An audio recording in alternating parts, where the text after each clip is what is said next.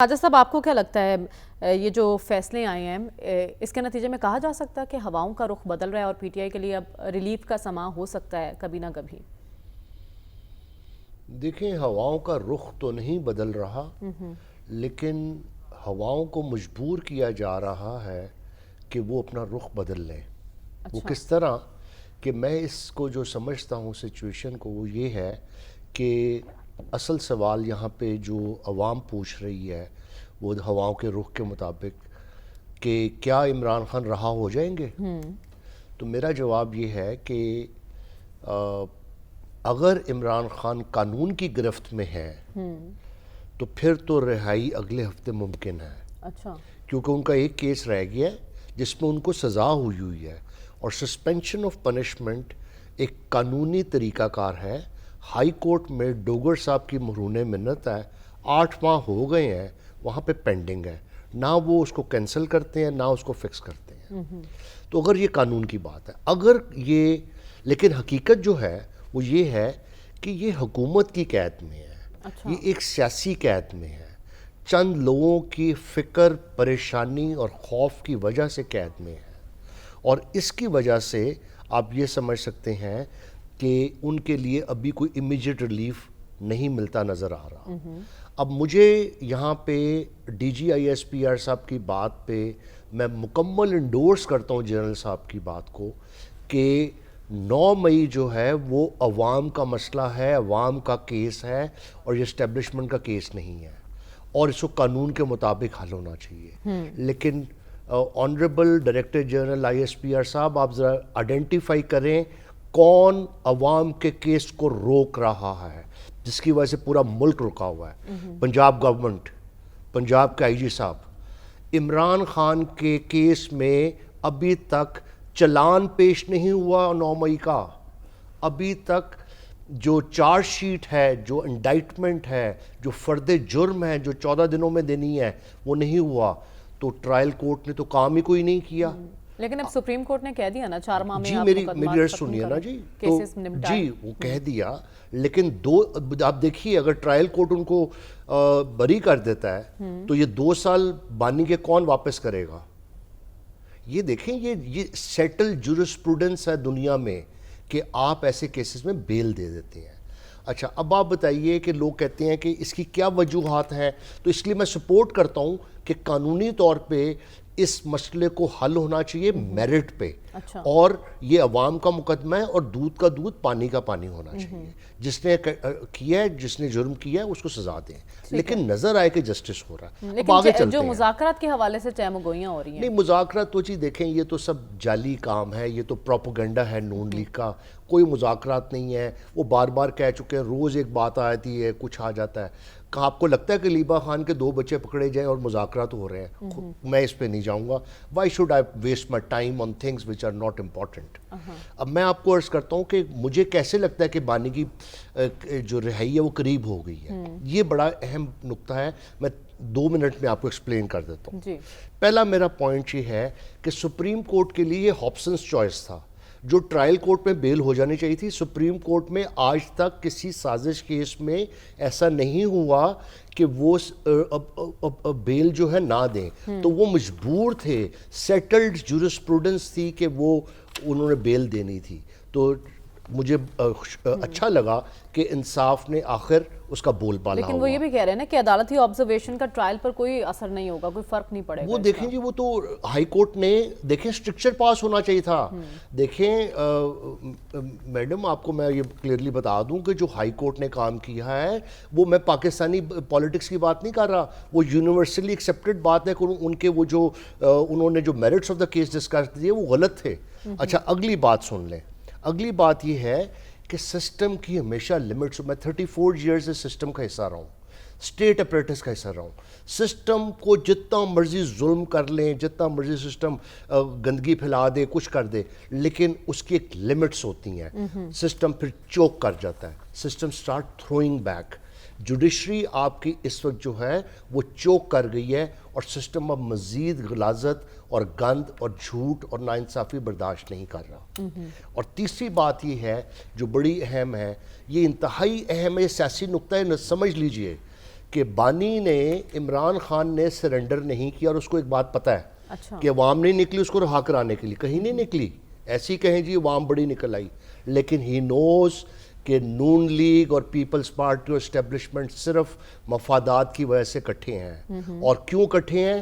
ایک خوف کا عالم ہے کہ جب عمران خان آ گئے تو کیا ہوگا، اور لیکن اس کو پتہ ہے کہ تضادات اور ان کے اختلافات اتنے ہیں یہ خود بخود امپلوڈ کر جائیں گے، اور آپ دیکھ لیجئے اب نظر آنے لگ پڑا، اختلافات نظر آ رہے ہیں، وہ کہتے ہیں کہ 26ویں آئینی ترمیم جو ابھی ہضم نہیں ہوئی، تو ایک سینیٹر صاحب کراچی یہ کہتے ہیں ٹھیک ہے ہم پیٹ خراب کی گولیاں دے دیں گے، باتیں سب شروع ہو گئی ہیں، اور آخری بات یہ ہے کہ جب تک سیاسی استحکام نہیں آئے گا، سیاسی ترقی نہیں آئے گی، آپ پروفیسر صاحبان بیٹھے ہیں، سیمیول وہ آمنڈ اینڈ پاول کی کتاب کمپیریٹیو پولیٹکس میں وہ سیاسی ترقی کا راز بتاتے ہیں۔ اچھا خواجہ صاحب، ان سب کے بیچ ایک تقرری ہوئی ہے محمود خان اچکزئی صاحب کی بطور اپوزیشن لیڈر، ابھی تو نہیں ہوئی، ابھی اس پہ بھی پسپائی اختیار کر دی گئی ہے، سیاسی کمیٹی میں اس پر بات چیت ہونی ہے، لیکن جو محمود خان صاحب کا نام سامنے آیا ہے، سجیسٹ کیا گیا ہے، یہ کیا کوئی پیغام ہے کسی کے لیے؟ کیونکہ ہم نے دیکھا کہ علی امین گنڈا پور صاحب کا نام سامنے آیا تو کہا گیا کہ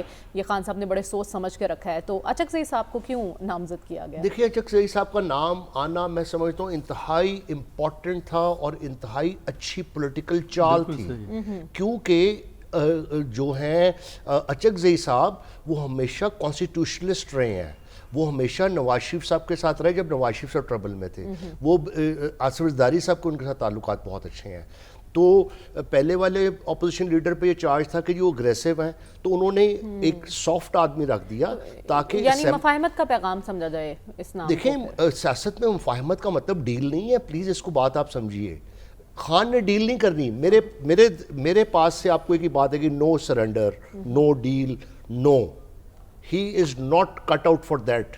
نہیں، میں تو مفاہمت کی بات کر رہی ہوں، ڈیل جی کا تو ذکر ہی نہیں مفاہمت کیا تو ہونی چاہیے، مفاہمت ہونی چاہیے، اسٹیبلشمنٹ کے رول کو سمجھنا چاہیے پی ٹی آئی کو، اسٹیبلشمنٹ ایک ریئلٹی ہے، اسٹیبلشمنٹ سے بعد، اور میں یہ سمجھتا ہوں کہ میں اسٹیبلشمنٹ سے ریکویسٹ کرتا ہوں کہ please talk to Imran Khan, you are the civil authority in the country, باقی کچھ نہیں ہے، باقی للی پوٹینز ہیں، پگمیز ہیں، ان کا کوئی تعلق نہیں ہے، establishment should talk to Imran Khan and resolve the issue, اور تاکہ ملک آگے چلے۔ اور اس سلسلے میں آپ کہہ رہے ہیں کہ اچکزئی صاحب اہم کردار ادا کر سکتے ہیں۔ اچکزئی کے والے سے آپ نے سوال کیا تھا کہ کس کے لیے پیغام ہے، میرا خیال پارٹی کے لیے پیغام ہے کہ ایک طرف انہوں نے قومی اسمبلی میں ایک ایسے شخص کو اپوزیشن لیڈر بنایا اور اوپر اعظم سواتی کو بنایا جن دونوں کا نظریاتی طور پہ تحریک انصاف سے کوئی تعلق نہیں، میسج پارٹی کے لیے۔ حسب آپ کو یہ لگتا ہے نئے صوبوں کا قیام وقت کا تقاضا ہے، اور کیا آپ کی نظر میں اس تجویز پر سنجیدگی سے غور ہو سکتا ہے؟ دیکھیں جی سنجیدگی سے غور ہو سکتا ہے اور ہونا چاہیے۔ جب میں ٹی وی دیکھ رہا تھا اور میں نے میاں عامر صاحب کا وہ دیکھا تو مجھے ایک دم بڑا یقیناً اس پہ بہت میں ایکسائٹ ہوا، کیونکہ مجھے ایک چیز فیل ہوئی کہ دیکھیں اس وقت پرابلم کو ذرا سمجھیے، ہم ہیں 24 کروڑ عوام کا ملک، آپ دیکھیں ایک پالیسی ہے میرج پالیسی میں، اگر میں آپ کو ایک مثال دیتا ہوں پھر آپ کو سمجھ آ جائے گا کہ اگر ٹیچر ہے، دو میاں بیوی ٹیچر ہے تو انہوں نے ایک ہی شہر میں پوسٹ ہونا ہے، اگر ایک خاتون کی پوسٹنگ کہیں باہر ہو جاتی ہے تو اس کو پوسٹنگ کروانے کے لیے یا کسی حوالدار نے ٹرانسفر کروانے تو اس کو وزیر اعلیٰ صاحب کے پاس بہاولپور سے چل کے لاہور آنا پڑتا ہے، اس کو چیف سیکرٹری صاحب کے دفتر جانا پڑتا ہے، وہ 4 دن یہاں پہ دھکے کھاتا ہے اور اس کا کام نہیں ہوتا۔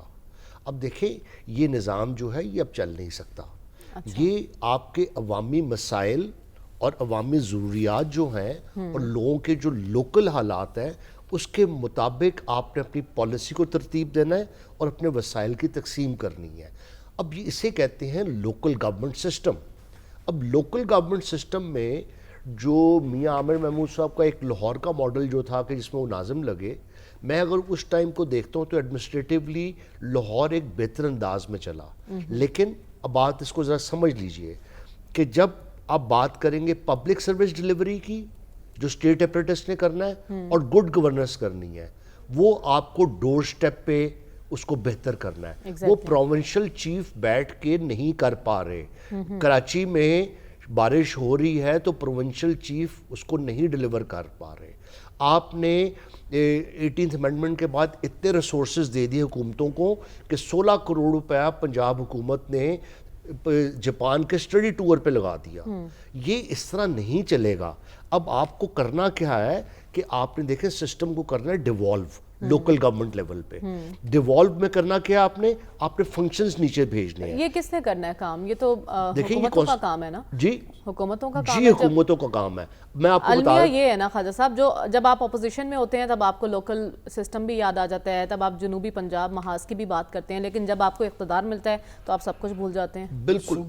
دیکھیں جی یہ بات یہ ہے، یہ پاورز کی بات ہے اور یہ فائنینشیل پرس کی بات ہے. معذرت سے مجھے کہنے کی اجازت دیجئے 18ویں ترمیم کے بعد اور سی او ڈی کے بعد یہ فیصلہ ہو گیا کہ پنجاب ایک پولیٹیکل پرس کے طور پہ رہے گا نون لیگ کا اور سندھ رہے گا پی پی پی کا. اب سلسلہ یہ ہے کہ اس کو آپ نے جو ڈیوالو کیا، آپ نے ڈیوالو کرنا تھا، پھر ڈیلیگیٹ کرنا تھا، پھر ڈی سینٹرلائز کرنا تھا، اپنی پاورز نیچے دینی تھی.